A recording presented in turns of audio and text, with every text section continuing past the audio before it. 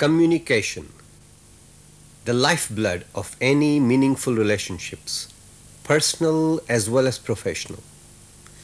In the entire spectrum of daily human activities, people are always communicating. But how many succeed in conveying what they really want to convey? What goes into making people successful communicators? How does one become a better communicator? This film explores these and related questions.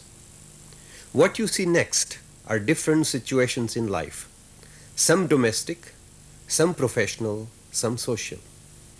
What is important is what you learn from these situations, because there are certain factors, guidelines about the process of communication that are common to all situations whenever you want to communicate successfully to others. So, in this dramatized presentation, we invite you to explore the process with us. And as a result, we believe you would get some new insights and acquire some new skills. But above all, the presentation will add a new dimension to your awareness whenever you are with people, communicating, whether at home or at work. And this will help you have successful business relationships and harmonious family life. You see, we rarely have an occasion to meet. So now that Mr.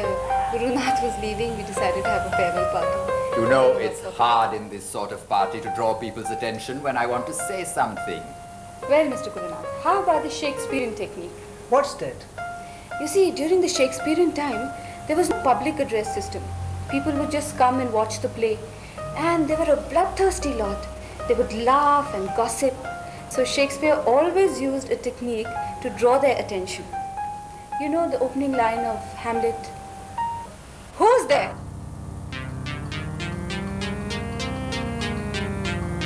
See, boss? It works. Well, thank you, Archana. I was just talking about my problem to Archana. She solved it so beautifully. Very good, Archana. Well, friends. Well, you see, Archana was trying to explain Shakespeare's technique. Shakespeare used to use this characterization. Shakespeare used to use this this characterization of making his characters sort of shout. They used to shout, and he used to try to get his point across by making his characters shout. Now, Hitchcock, yes. Hitchcock, on the other hand, you see, what he used to do is that he used to do just the opposite of what Shakespeare used to do. Do you know what Hitchcock used to do to create suspense? Excuse me. Excuse me? Yes, well, Hitchcock used to make his characters whisper. Excuse me. Yes, well, excuse me, Mr. Rao. Enjoying yourself? Yeah, it's nice to find the whole office together. Good. Having fun. It's great. Enjoy yourself. How's it going? It's nice, but you see, my grandmother expired recently and I was particularly fond of... Oh, that's fun.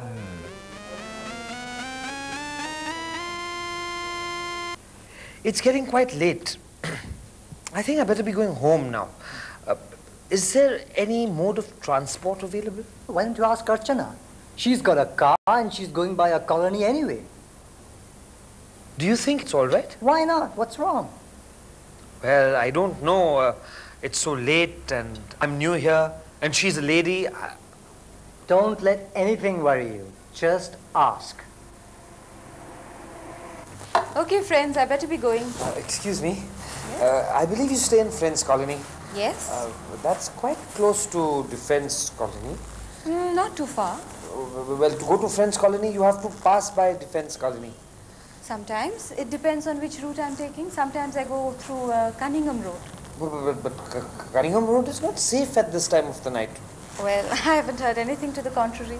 I've heard it. Well, maybe. Problems come and go. Goodbye. Goodbye.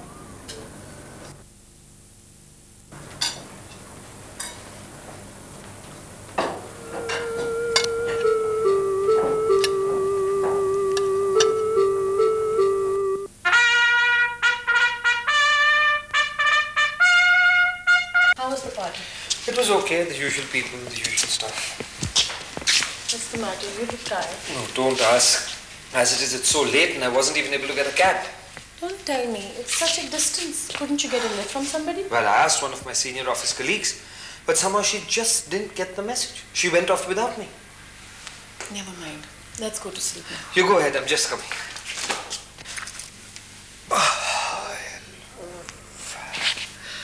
What a girl. She just can't take a hint. I tried so hard, but she was just blank, I tell you. And why are you blaming her for your fault? What? Who's that? How did you get here? Well, I'm Rishi Kumar Pandya. What are you doing here? How did you get in? Well, Arun, I've come here to teach you a few things about the process of communication. But how did you get into the house? I thought I locked the door. Yes, Arun, you did lock the door. But I represent insight. And insight knows no bounds. It can reach anywhere. Don't worry. Only you can see me and hear me. Nobody else can. But... You'll get to enjoy my presence by and by. I must be hallucinating all this. I'm tired. I've walked all this way in the dark. I must be dreaming. I don't know what I'm hearing. I don't know what I'm saying. No, Arun. You're not dreaming or hallucinating. You see, I am for real. I thought you will want to better your communication because it was your faulty communication that got you into the problem in the first place. Oh? Faulty communication. And how was my communication faulty, Mr. Insight? Oh, I detect a note of sarcasm, but I'll let it pass. You see, Arun, you failed to convey to Archana that you needed a lift. Well, that's quite true. Actually, I didn't know how to ask her directly, so I beat around the bush a little bit. Good. Now that you have realized it, you can do something about it. You see, Archana was also like you once, but with effort and experience, she has become a very good communicator. And so can you, Arun. How? You see, Arun, the word communication comes from Latin word communicatus, which suggests share, to impart, which means it's a two-way process, and a very complicated one at that. There are several elements in this process. Let's look at them one by one. First thing is the giver of the message. Say here is a person, say you. You have something to convey, some feelings, some message to convey to somebody else. Then you put this message into several symbols or words, pictures, anything, body gestures. All these symbols or words or body gestures carry this message. And this message goes through a channel. Now the channel could be face-to-face, telephone, telex, letter, and it reaches the other end, and at the other end is the receiver of the message, who then as if decodes the message that you have given.